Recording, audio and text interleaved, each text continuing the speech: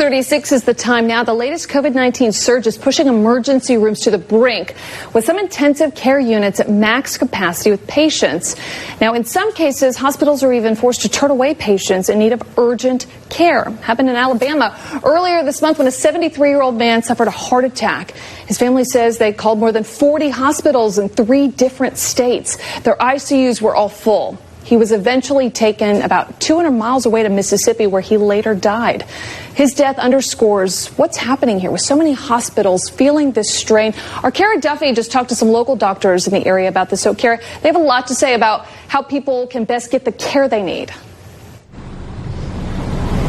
Yeah, Ashley, it is something that we've talked about quite a lot since the very start of this pandemic. People putting off trips to the emergency room for other serious medical conditions like a heart attack or a stroke. Now, on one hand, we have doctors urging people to make sure that they get care right away, especially when minutes matter most. But on the other hand, we're hearing, just like we did in Alabama, that some hospitals are now forced to turn patients away simply because there is not enough room or not enough resources. So what exactly do you do if you find yourself in the event of an emergency? Well, we caught up with Dr. James Gardner. He's a cardiologist here at Palm Beach Gardens Medical Center. He says, bottom line, do not wait. Even with ICUs strained, hospitals are now working together to find space and will always find a way to take care of all patients.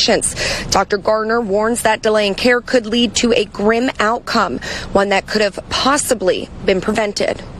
I've seen someone, come in with a heart attack when they delayed it a couple hours thinking that they could wait, and unfortunately they did not make it because of that. People do need to take, all signs and symptoms serious, whether they be COVID related, heart related, or, anything in between. Dr. Gardner says right now a majority of patients who are hospitalized with COVID are unvaccinated. So one way to help fix the problem and free up space and ICU beds is to get vaccinated. And Matt, Ashley, keep in mind, not hesitating to get care. It doesn't just apply to emergency situations. Doctors say it is equally as important to make sure that you are following through with your routine cancer screenings and even with your annual checkups. Important reminders there, Kara. Thank you very much.